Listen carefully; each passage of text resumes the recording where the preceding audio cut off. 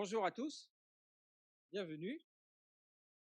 Aujourd'hui, nous honorons l'un des piliers de notre profession, un homme du froid, dont la gentillesse et la disponibilité en font avant tout un homme de chaleur.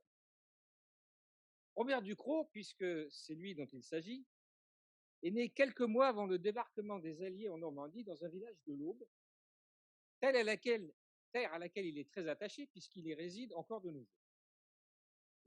Après de brillantes études bardées de diplômes, je ne vais pas faire tout le détail de ces diplômes, mais il en a beaucoup, arts et métiers, gestion des entreprises, gestion énergétique, chimie organique, Robert, sous-lieutenant d'artillerie, après son passage sous les drapeaux, entame une carrière d'orientation technique, associée à la recherche et la conception dans des domaines aussi variés que le froid, la chimie appliquée à la métallurgie des non-ferreux, truc spécial quand même, la réduction des émissions polluantes liées à l'utilisation des terres rares ou encore des économies d'énergie dont il s'est fait un peu le spécialiste. C'est dans ce domaine que Robert fait bénéficier ses collaborateurs de sa science en réalisant notamment une pompe à chaleur associée à un caloporteur un peu spécifique puisqu'il s'agissait d'acide sulfurique. Il fallait quand même que le matériel soit solide. Après une quinzaine d'années dans la chimie, Robert Touchatou s'est retrouvé manager d'un département basse tension d'Alstom et a engagé cette entreprise vers la certification ISO 9001. Les restructurations, les délocalisations industrielles ont conduit Robert vers le froid proprement dit, en intégrant la CEGF en tant que directeur technique. C'est en 1993, donc ça fait déjà un certain temps, que j'ai connu Robert par le biais de l'AFF, bien évidemment, puisque nous étions tous les deux shootés à l'ammoniac et partagions nos expériences au sein de ladite commission. Elle s'appelait Commission Ammoniac, maintenant elle est intégrée dans ce qu'on appelle la commission.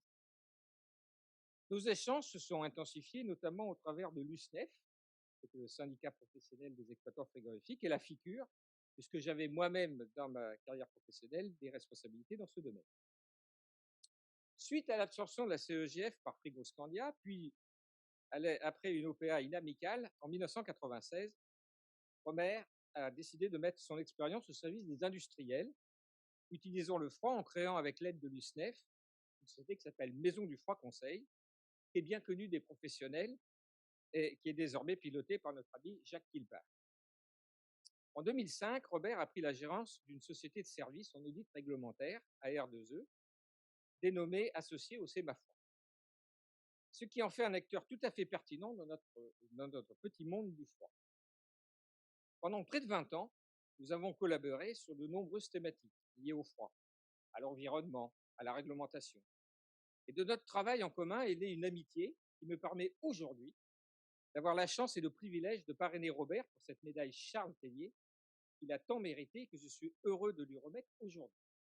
Robert, encore merci pour ton investissement permanent dans notre profession et heureusement pour nous, il y a des fois que c'est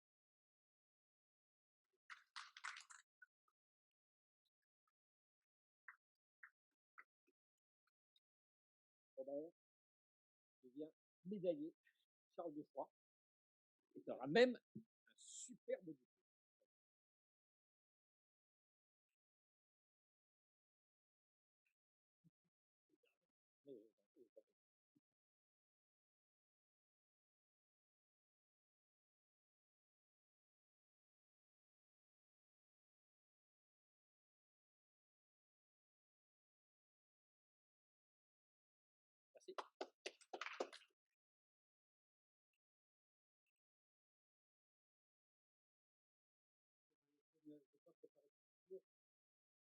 Merci. Voilà. Donc je disais, j'ai pas préparé de discours parce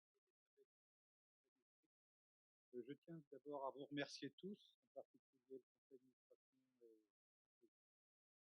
bravo, merci à tous. Merci à tous ceux qui m'ont soutenu dans le froid. Effectivement, j'ai pas fait toute ma carrière dans le froid alimentaire, puisque j'ai commencé dans l'industrie chimique, chimie organique et chimie minérale. Et en particulier, j'étais dans une entreprise où on fabriquait ce qu'on appelle des terres rares. Et on a trouvé trop polluante en France. Mon dernier travail, avant de changer de métier, fermait petit à petit les usines. J'ai passé une dizaine d'années à fermer des usines. Et mon dernier job, ça a été d'en construire à l'étranger. Maintenant, on achète ces fameuses terres rares si chères et si rares pour faire. On faisait des semi-conducteurs à l'époque. On a cru que c'était trop peu. Il n'y en a plus. Voilà. Voilà. Donc c'est là où j'ai fait la fameuse pompe à chaleur avec de l'acide sulfurique. On a eu de la chance parce que les échangeurs, on les a fait faire chez Vicarb en graphite. C'est les questions arrivaient pour faire les échangeurs. Voilà. Ça va mieux comme ça. Bon. Donc ça, c'était un premier. Celui-là. Sinon, je me mets près du micro. Voilà. Donc, c'était une chance qu'il y ait une évolution technologique. Et puis, je citerai après comme deuxième chose qui m'a intéressé avant d'arriver dans le 3, c'est un projet laser mégajoule où les militaires ont voulu des compresseurs de 5 mégawatts pour l'ammoniac, mais centrifuge, ça marchait pas. Donc, on a essayé de créer des prototypes de vis spéciales. Donc, il y en a 4 qui ont été fabriqués, qui sont chacune 4,5 mégawatts. Pour une idée, entre le bout de la vis et le bout du moteur, il y a 4 mètres. Voilà. Et la surrégulation électronique, il paraît que l'électricité, c'est pas cher. Et le dernier projet un peu atypique sur lequel j'ai travaillé, toujours avec les militaires, pour la construction navale, c'était le projet de récupération d'énergie thermique des mers. Donc le programme Frégate a été terminé. Ils avaient du temps libre, ils ont créé 2 divisions, récupération d'énergie mécanique des mers et récupération d'énergie thermique des mers. Et on a travaillé sur un prototype qui a fonctionné à l'île de la Réunion pour fabriquer du courant électrique à partir d'ammoniac. Donc on avait étudié un projet qui consiste à construire une île en préola avec 200 tonnes d'ammoniac pour alimenter 2 turbo-alternateurs. Et la différence de température pour faire marcher la machine, on allait chercher de l'eau froide à 1000 mètres de profondeur, où l'océan à peu près à 4 degrés et demi, et en surface, suivant la saison, ça variait de 25 à 35. Donc, quand il y avait de la chaleur, on pouvait faire tourner 2 groupes. C'est là où il a besoin pour climatiser. L'hiver, on n'a pas besoin. Voilà. Et le projet n'a jamais été développé complètement. J'ai appris ensuite que le département d'exploration de l'énergie thermique des mers avait été repris par les Anglais. J'espère qu'ils vont le faire fonctionner. Ça ne peut fonctionner qu'en zone tropicale, mais c'est bien, c'est des projets atypiques. C'est là que j'ai découvert qu'il n'y avait pas de réglementation au sujet de l'ammoniac dès qu'on était au large.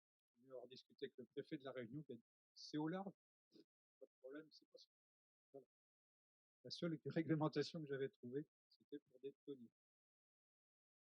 Voilà, donc je termine sur mes anecdotes et je vous remercie tous sincèrement de m'avoir honoré. C'est un très grand honneur pour moi, qui suis passé par des voies sinusoïdales pour arriver jusqu'à là. Merci à tous.